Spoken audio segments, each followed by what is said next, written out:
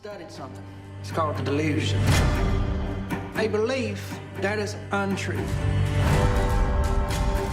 It is our delusion that lead us to sin. Delusions! Hello. My name's Steven, and with me this week is Tyler. Say hello. I am back. Hello. Tyler and I did the Relic podcast episode of the movie club together, and then we also did I'm Thinking of Ending Things, which at the time of If this you could call that an episode. I was gonna say and that's barely an episode, and at the time of this recording, that's not released yet. So stay tuned for that if it still isn't released by the time this comes out. Anyway, Tyler and I are here to discuss Antonio Campio's 2020 crime drama film called The Devil All the Time. And the movie is about sinister characters who converge around a young man devoted to protecting those he loves in a post-war backwoods town, teeming with corruption and brutality. Yeah, that's pretty spot on. Yeah, I wrote that myself. I got a professional job at IMDb writing the synopsis. No, I got this straight up. We're already off to a great start. Okay, so Tyler, question. Yeah. Go ahead. Question for you, Steven. Okay, let me do this question first. What do you get when you mix Spider-Man, Batman, Pennywise, the Winter Soldier, and Dudley Dursley in one movie? I'll tell you what you get, but I'm going to tell you with another one. Can we cuss on this podcast? Yes, of course. Have you ever seen the movie Crash? Yes. This is just a fucked up version of the movie Crash in the country is all this movie is. And I don't mean that in a bad way. Like, oh my God, there's so much to unpack here. It's so dark and so bleak, this movie. Oh my gosh. But yes, I didn't know that this was a Marvel movie going into it. So by the time Bucky Barnes came out and was, having a time in a police car, I was like, oh, we're really going places with this movie. And like, oh my God. Then Red Skull came out of nowhere. Oh yeah. And then Black Panther's in this movie. So I let's get started. Yes. So with all of that out of the way, Tyler, what are your non-spoiler thoughts about this movie? Did you first of all, did you enjoy watching the movie? Yes, I did enjoy watching the movie. I tend to be pretty selective about the movies that I watch. That makes me sound terribly pretentious, but it's true. I don't like to waste my time on movies that I don't think I'm going to enjoy. Fair. So I watched the trailer for this one and I was like, yeah, this is going to be one that I need to see like pretty soon after release. I thought the same thing with I'm Thinking of Ending Things and with Blade Runner and Annihilation and that kind of whole crowd and all of Ari Aster's movies. After I saw the trailer, I was like, yeah, one trailer. I didn't watch anything else. And then I watched the movie. I was like, I'm convinced. That's all I need to know. Non-spoiler thoughts for you, just on the surface, just like I gave. Did you enjoy it? Was it good? What were your thoughts like going into the movie? Going into the movie, I mean, I was like, the script has to be amazing, and the director, who I haven't seen anything else that he's done. I know of one movie that he's done. It's called Christine. I heard that was pretty good, but I haven't actually watched it. Like I said, I was like, but the director has to be good. And the writing has to be good for all of these stars to attach themselves. Like every single person in this movie is like pretty much like, I mean, not like a big name. They're not like Tom Cruise, Leonardo DiCaprio, but they are known. They're known faces. Yeah. And they're in the zeitgeist right now. Right. Yeah. So I was like, okay, this movie has to be good going into it. And because, people wouldn't attach themselves to crap. That's a lie. Okay, people do attach themselves to crap. And I've seen ensemble movies like Movie 43 with ensemble casts that are respected actors, and then the movie's bad. But yeah, so I went into it. I was like, okay, this looks like a slow burn kind of crime drama. It didn't really look like a thriller to me, even though I read the genres were crime, drama, thriller. I think in the description of the YouTube. Yeah, I don't know about thriller. I think I agree with that. Yeah, I don't know. Not really, no. No, this movie is. It's like 2.5 hours. It's like 2 hours and 16 minutes long, and it feels like exactly. that. It feels like that. It's a slow, and this movie it's adapted from a novel, and it very much our felt second like that. adapted movie in a row. That's true. Wow. Huh. Mm-hmm. It very much felt like an adaptation to me, like a book. Like I don't know.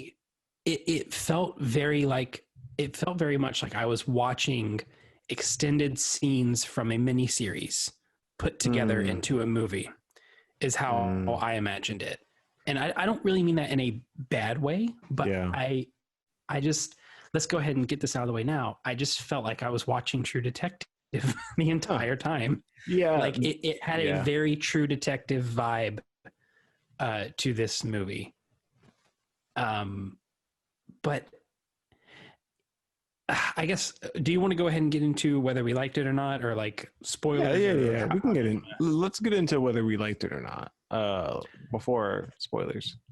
Okay, Steven, did you like this movie? I liked the movie. I thought it was, generally speaking, I thought it was all right. I didn't think it was like a good movie or great movie. I think that, I don't know. I don't think it's going to be a movie that I'm ever going to watch again. That's how much that I thought. I mean, I left it and I was just like, nah. I was like, it was just all right. It wasn't bad. It wasn't average. It was just slightly better than average, because I think because of the performances and just how much the director captured like everything that was going on with these characters and the atmosphere of the towns that they were in. You said the A word. Yes. I'll get into that later. I agree. You've known me for, oh my God, almost 5 years. No, more than 5 years at this point now. Wow. And I know that doesn't seem right at all. But I've always said this, that I tend to rate movies on the low end of the scale, because I really try and utilize the full 1 to 10 spectrum for where I rate movies. Yeah. This movie I slotted right in like a 6 for me. Same here. Yeah. But again, with how I see things in my head, that does not equate to a bad movie. I think it is a movie, again, that kind of like we said with the last movie that we did, if you're a fan of Charlie Kaufman, you should watch this.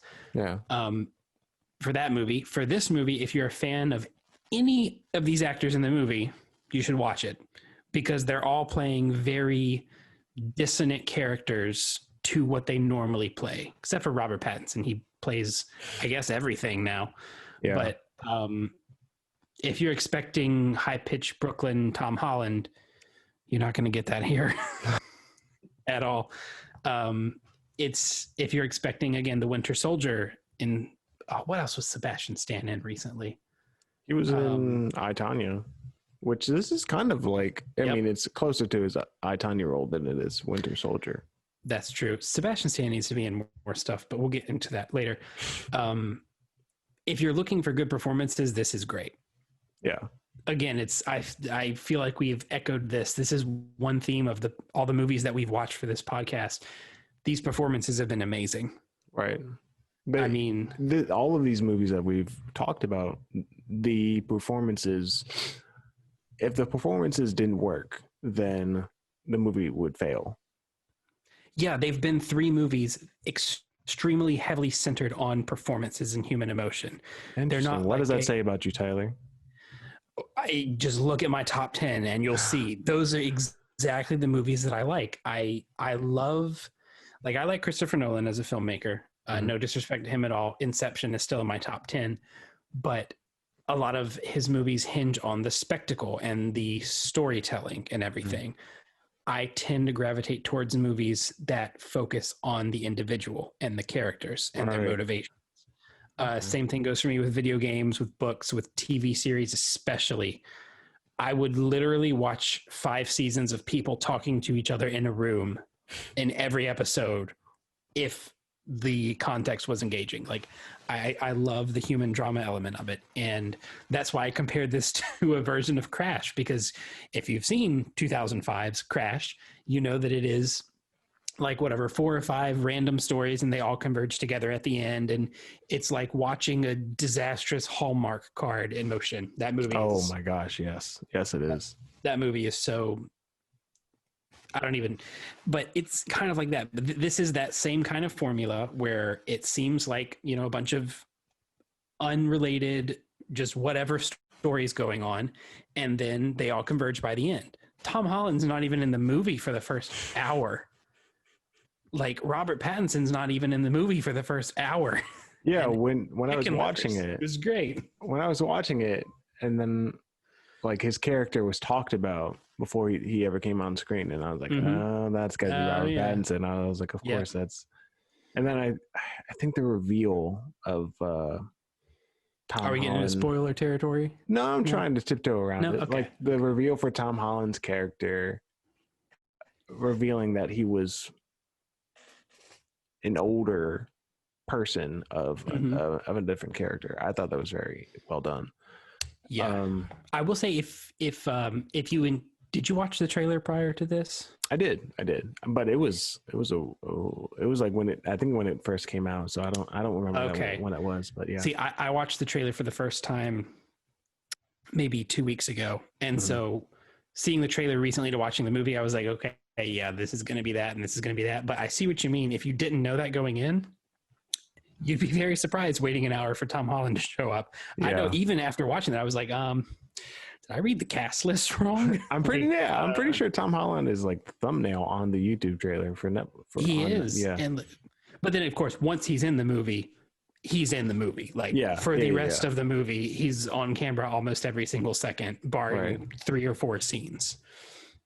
I think that really worked for this movie, withholding arguably the biggest name in the movie until basically like 2/5, maybe halfway in. Ooh, do you think wait. Do you think Tom Holland's a bigger name than Robert Pattinson? Right now? Absolutely. Yeah. Wow. Oh yeah. He's Batman. Yeah, but he's not Batman yet. Do you have any idea how many people don't know that he's going to be Batman? Now, next year, this will change. Yes, absolutely. I think Robert Pattinson will be in it. But I guarantee if you mentioned Tom Holland and Robert Pattinson now, people are going to be like, oh, the guy from Twilight. And they're going to go, oh, Spider-Man. Like, I think in the cultural zeitgeist right now, it's Tom Holland. I think people have a better opinion of Tom Holland over Robert Pattinson. Yes. But I think average moviegoer that we talk down to in this podcast. Yes. But we know, we know. No, I think they do. But I think if you just like, look, I'll prove it. I think Robert right now. I also think Robert Pattinson has been in better movies and more. Obviously he's been in more movies, but I don't know. I like Robert Pattinson more as an actor, and I say that having seen all of the Twilight movies. I do too. But I've seen a lot of. He's been in Good Time and The Lighthouse. Look who gets top billing on the poster. Oh, it's Tom Holland's big giant face. That's a very ugly poster. I do not like that poster at all. Okay, here's the Netflix poster. There's his face, the biggest face on the poster. Yeah, that is. Yeah. Well, he is the. He is the character that's. I feel like he's the character that gets the most screen time. Absolutely. Whether it's you wouldn't think that in the first 30 minutes. Yeah, no, but whether it's him or his younger self. Yeah. Okay. Well, hold on. Let me say one last thing before we get into spoilers. What I didn't like about this movie was I don't like when movies tell you in one way or another, like through a flash forward or a narration, what's going to happen before you see it. Especially if it's even if it's not flashy or anything like that, but it just kind of sucks all of this suspense out. And I think for a movie that is billed as a thriller, it wasn't very thrilling and suspenseful for me. Like I kind of saw where it was going once everything got into it, and then especially when like the narrator said, "This is what's going to happen," and then they later show you, and I'm like, and then I think all of the narration plus that happening when the credits rolled and I saw that it was adapted from a book, I was like, okay, this makes sense. I think but I don't like that. I think it depends on. Oh God, I don't even know who. I think it really just depends on the script, because a lot of my favorite movies have narration in it, and they tell you pretty much what happens at the end at the very beginning of the movie. Two examples that immediately come to mind: spoilers for American Beauty and Fight Club in the next 15 seconds. You've seen American Beauty, right? I've seen both, yeah. Okay. At the very beginning of American Beauty, he's literally like, "This is the day that I die." At the very beginning of Fight Club, he already has the pistol in his mouth, which happens at the end of the movie. Yeah. But okay, we're back. No more spoilers for those movies. Hope you skipped ahead. Welcome back. It didn't take away from it at all for me, knowing what was going to happen. But in this movie, I agree, it kind of does. I think those revelations would be better held to be a surprise. And I guess that's kind of like the filmmaking 101 thing, is everyone's like, don't use narration in your movie. Yeah. Don't use bad narration in your movie. If the narration really adds to it and doesn't take away from it, I think it can be used very well. What do you think that the narration added to it? I think it was fine. I didn't feel strongly either way until the end credits, where I saw that the author of the book was the narrator. Yeah. I thought that was pretty cool. I kind of enjoyed that, but other than that, I could take it or leave it. Doesn't matter to me. I think I would have enjoyed. It was funny sometimes. It was funny sometimes. I think I would have enjoyed a version of this movie without the narration in it. I think I would watch this movie again if it didn't have a narration in it. I mean, what I if think Harrison Ford did it in his Blade Runner narration voice? I would. I mean, I would like that better, but I think I don't know. Okay, a version of this movie without narration is something that I would the only reason why I would watch this movie again. But I don't think there was anything in the movie that was made better or worse by the narration. It was just there. See, for me, and then you could argue, did it need to be there? Probably not. I feel like it was there because it was was an adaptation. Yeah. So in the book, I wonder if he narrated. I'm sure he did. He probably did. Yeah, that's probably. Yeah. I mean, that's probably why they did it so heavily. I don't know. It was a lot. I disagree. I think that the narration takes apart. It sucks. Like I said, it sucks the suspense out of that one moment that we can get into now in the spoiler section. And true. Welcome to spoilers. Welcome to spoiler section, spoiler zone. So Tyler, do you want to kick us off? Do you want me to kick us off? I can kick us off. So most of the characters that you like in this movie die by the end. Yes. Except for Spider-Man, he has to go obviously to Paris or Italy or wherever he went in the other movie. I still haven't seen the second Spider-Man. No, to be serious, if you've seen Chinatown, you kind of know how this goes. So, it is what it is. I kind of expected that going into this movie. It just seemed like one of those American Gothic movies where everyone was going to end up dying by the end. Yeah, yeah. It definitely. This movie has a body count. It's got a freaking body count. Oh yeah, it does. And it stacks up very quickly. It kind of reminded me of a Nicholas Winding Refn movie where it's just like nothing's happening. It's all cool. And then grotesque violence instantly. And then nothing happens. Everything's fine. And then grotesque violence. So yeah. That's honestly, this is where my biggest problems with the movie come from, is its depiction of the cycle of violence. I was kind of let down by the end of this movie, in which Tom Holland pretty much gets away with everything. Not because he did. I think that's arguably fine because his killings were arguably justified. But this film, it felt like it was trying to say everything, and by the end said nothing. It didn't.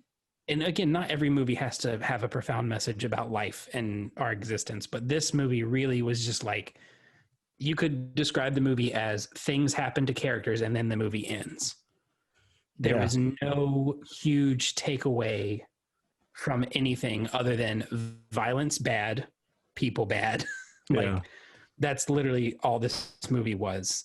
It was a very pretty film sometimes, and had good other things, but man, I just can't get over how empty the movie was. I think is my biggest thing. It was a very empty feeling movie. Like everything happened for basically no reason as you were going through it. Yeah. Do you think that, where do you think the devil comes in? Because that's in the title, and so it's mentioned a couple times.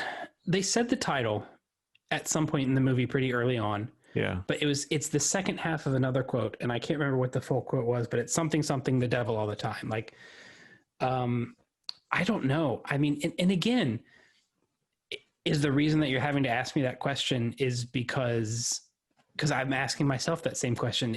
Did they just not make that very clear in the movie? Did they want to leave it up to interpretation, or was this the fault of the director or the writer?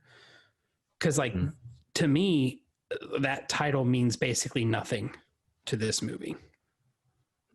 Really? Okay.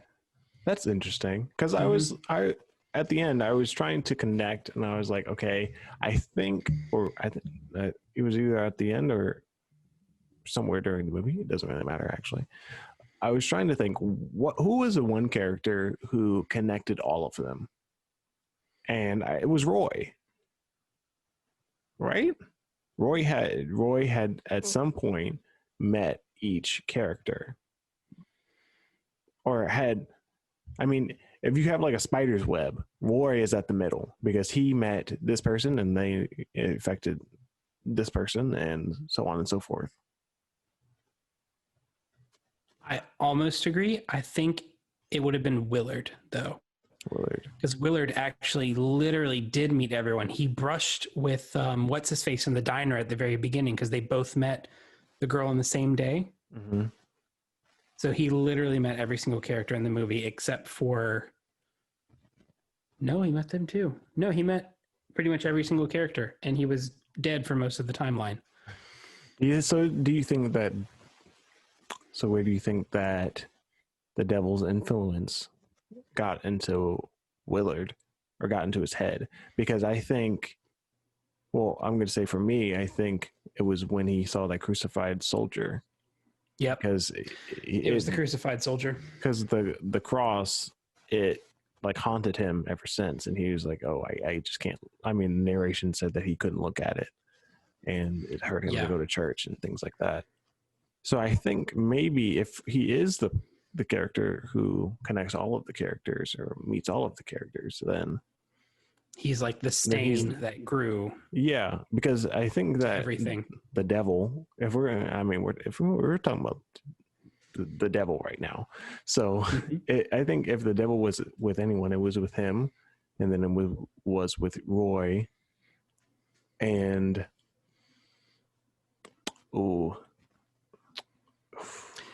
did they ever mention anything? Oh, what were you going to say? What was the guy's name who was with the couple who killed all of the men that Riley Keough slept with? Clark? Yeah, Jason Clark. Yeah, that's his name. Mm-hmm. I think the devil was with him, Willard, and Roy, if anyone. Oh, no, I mean, Robert Pattinson, too. Oh, because he uses God's name in order to, like, basically he uses God's name in devilish ways. Maybe this is the point of the title, the devil all the time, because it's everyone. Everyone has the part of the devil in them. That's fair. That could be it. Because there were very few people in this story that didn't do something bad. It was pretty much like, oh my God, I'm blinking. What was Tom Holland's character's name? Alvin and the Chipmunks. Yeah. Alvin's aunt and uncle, grandparents, or whatever they were. Yeah. His uncle and then his grandma. Yeah. They were pretty much the only people who didn't do anything bad in the entire movie. That's a lie. I thought about it when you said that, and I was like, I was trying to, when you said like the devil touched all of these people or was in all of these people, I think Alvin's stepsister, Lenora, she didn't do anything wrong in the entire movie. That was of her own doing. I think the grandma made the promise that Willard would get married to that's right. Helen, I think her name is. Dude, that happened so early in the movie that I forgot about it. That train moved so quick. But I think that's also, I think that and Willard seeing the cross, I mean, the guy on the crucifix, I think those two things with each other, I think those negatively impacted his life and brought the devil more onto him, because like the narration was like, oh, she wondered if her breaking God's promise would negatively impact all of their lives or something like that. Obviously it did. But that is true, but I mean, let's be real here. The biggest inciting incident for Willard and Alvin were the mother wife dying. Yeah. That was like the biggest thing. And it's funny how, and again, this is the whole cycle of violence thing that I was talking about.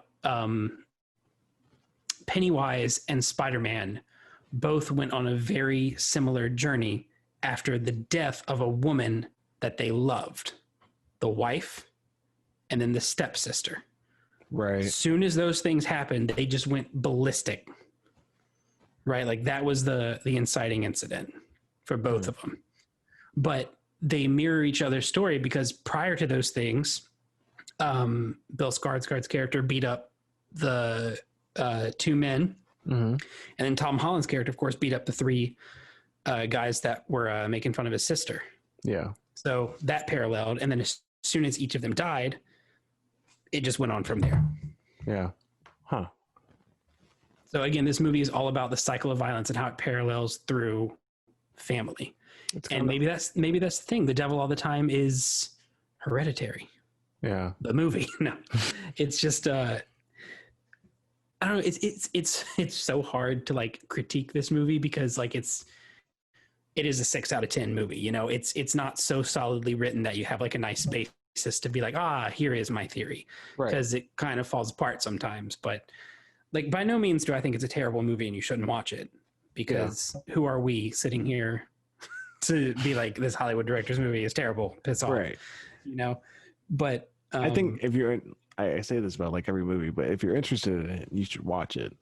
And I mean, it's on Netflix. I forgot to mention that at the beginning, but it's on Netflix. It's that's so true. You have no reason not to.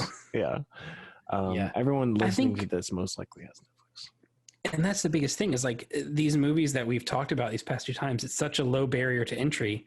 I mean, my God, you can't even go in a theater right now, but if you could, you know, I would not have liked to have paid $15 to see this movie. That's what I was going to ask. That was going to be my next question. Would you have paid money? Or if you saw this trailer, would you have, I mean, you might not have been happy about it when you walked out, but seeing just the trailer and the marketing material, would you have seen this movie in the theater? I would have seen I'm Thinking of Ending Things in the theater. I would not have seen this in the theater. I probably wouldn't have seen Relic in the theater either. My big reason of seeing, and again, I'm different on this kind of thing, because I love going to the theater, but I have to really like the director or really want to, it has to be like an event style movie for me to want to see it in the theater. Yeah. Or I could hate watch it like I did Rise of Skywalker and almost walk out. That was awful. My God, sorry. Huh. But oh my God. No, I think this would have been a Netflix movie either way. It was always destined to be a Netflix movie to me. And again, I don't mean that. Yeah. I don't mean that in a bad way, because, well, there are some really bad Netflix originals, but this one's actually pretty decent. You could do a lot worse than this movie. Yes. A lot worse. Like Bright. You remember that? I do remember that. Bright was bad, but I liked it. It was more of a guilty pleasure kind of movie. I would. Oh, we need to do a podcast on guilty pleasures. Jesus. Oh my gosh, that's a whole different podcast. That's not even. Right. That's a different show. Oh my gosh. I don't know. Would you recommend people watch this movie? Because if you want to be miserable, if you want to watch something, no, I'm not even like, I'm not joking. Sometimes you're just in the mood to watch something graphic or disturbing or like a thriller, like, these kinds of movies. Yeah. I mean, sometimes you're just in the mood to watch a dark movie. And if that's what you're in the mood for, like I said, there's a lot worse than you can do from this movie. I think if you're into that whole kind of mystery, I mean, this isn't really a mystery, but if you're in that whole kind of thriller-ish, American Gothic, true detective, zone, this is great. But it's more of the same of that. It doesn't do anything inventive. Right. It doesn't break barriers. It's more of that same nice atmosphere. Now let's talk about that. The atmosphere in this movie was amazing. Yeah. My wife grew up. In fact, if you fast forward or if you rewind to the very beginning of the movie and you look at the map where they're tracing the cities, you can see the city that she grew up in on that map. Wow. It's right there, very close to West Virginia. So I traveled to West Virginia in 2017. I've been in that whole area of Covington, Virginia, and Eagle Rock, Virginia, and that whole sphere up there is all the same kind of thing. I literally felt like I've driven through this movie 4 or 5 times. I mean, they nailed West Virginia and northern Western Virginia atmosphere perfectly in this movie. Krista and I talked at the end. She's like, I grew up with people who acted and talked exactly like this. Wow. And it's true. I mean, it was very, very accurate on that level. And that's one reason why she wanted to watch it. She was just stunned by how accurate they got on that. The accents, the mannerisms, the way in which people spoke, the dialect. I mean, everything was spot on.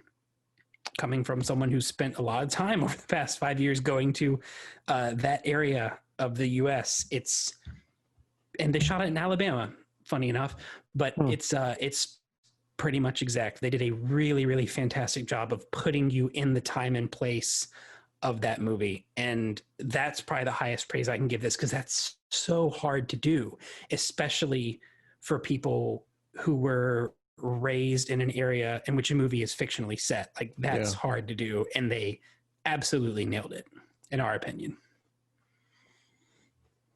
What did you think of Robert Pattinson's accent? It came across as just a weird, creepy guy. Like, he nailed the whole pedophile thing pretty perfectly.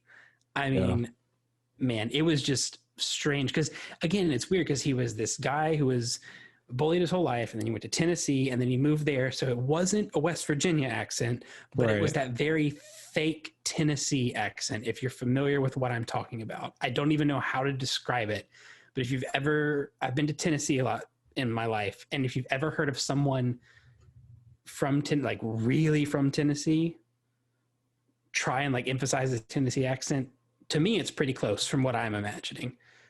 But it's weird. It's a very weird accent. It's that very, like Tom Holland says, the very preacher on the radio accent. Huh. Okay. Interesting. I just wanted to get your take on that. So I think that's about it. Unless you have anything else you want to. No, not really. I mean, again, it's not a movie that you can really in depth talk about, because again, everything just kind of happens. Yeah. Right. It just kind of happens. And that's what this movie should have been called. The Devil Just Happens. The devil just happens. The devil comes and he just happens. That's it. Yep. The devil comes, some stuff happens, and then it ends. I mean, I don't know what I expected out of this. I mean, I guess you could, that's every movie ever. Stuff happens and then it ends. But this movie literally was just a series of events that ended. Yeah. Tom Holland falls asleep and the movie ends. I'm not even making that up. That's actually literally what happens. But it's, don't let this dissuade you from watching it, because it's still very interesting. Yeah, I would say listen to everything that we said, and then make up your own mind about whether you want to watch it or not, and then whether you think that, I don't know, whether you think that some of what we said is right or wrong or not. And I mean, you can watch this movie and think that it's like a masterpiece and great. Like there's some very large plot points that we have left out that we have not talked about, just because aside from just mentioning that they happen, I don't have anything constructive to add or take away from it, because again, stuff just happens. Right. So I think even after listening to this podcast, you would still have surprises in the movie that the narrator doesn't ruin. Yeah. you would still have some surprises. So still, even if you're still here, still go watch it, because there are several. I'm thinking of like 3 major plot points right now that we have not mentioned that you would enjoy. Well, Tyler, where can the people find you? Wait, no, what? Oh, go ahead. Were you gonna say something? Favorite scene in the movie? Favorite scene in the movie? I think my favorite scene in the movie. While you're thinking, I will say the resurrection scene I thought was pretty crazy. See, that's the first thing that came to my head. So that's probably my favorite. And then the standoff with Tom Holland and the gun in the car at the end, where they were both pointing the pistol at each other. Those like 10 seconds were crazy. Yeah, no, and then the immediately flashback showing what was the deal with the gun. Yeah, I think that the suspense in that scene, that was a very suspenseful scene, because Tom Holland's character Alvin seeing the gun and knowing like what was going to happen, or guessing, and then like him actually having the gun. I think that was good. I think the resurrection scene might be my favorite, and then the second favorite might be the standoff and the scene at the end with Alvin in the woods with the sheriff. Yes, that was pretty good. Like I was yelling at the TV. I was like, "Oh my God, what are you doing? Stop talking! He's gonna find out where you are and then just shoot you."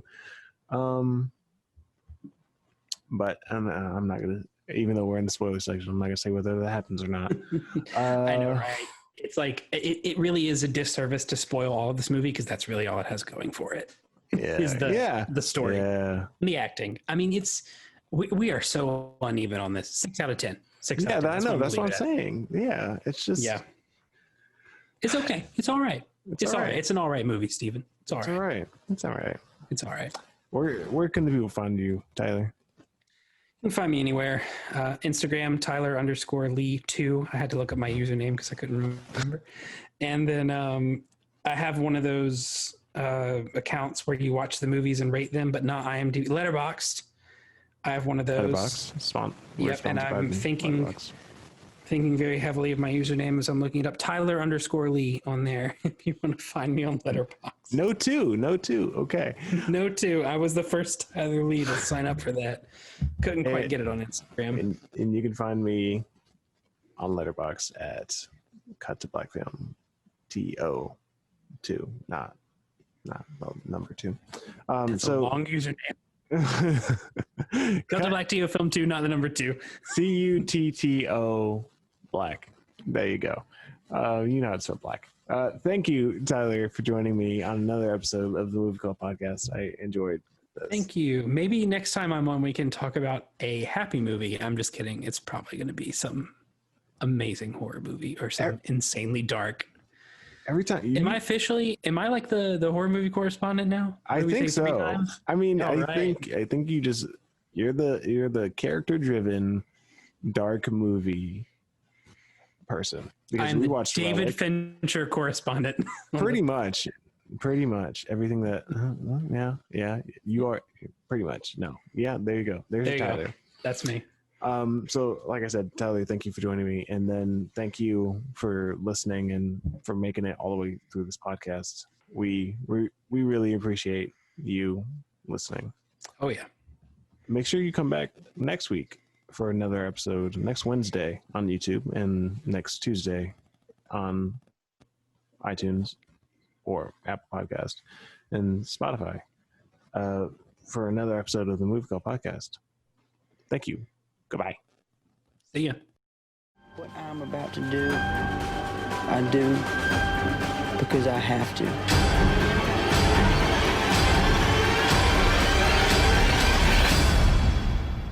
Not because I want to. Thank you for listening to the podcast. Make sure that you check out the other shows that we have on the Facebook, the other main podcast that comes out every other Tuesday. Make sure you leave a like, share it with your friends and your family. Go check out our YouTube where we have content from other Production 1200 works. And make sure you follow us on the Instagram. We post sometimes there. We'll do more. We'll try. Maybe. Like us on iTunes podcast, rate and review. Give us them 5 stars. And we'll see you next time.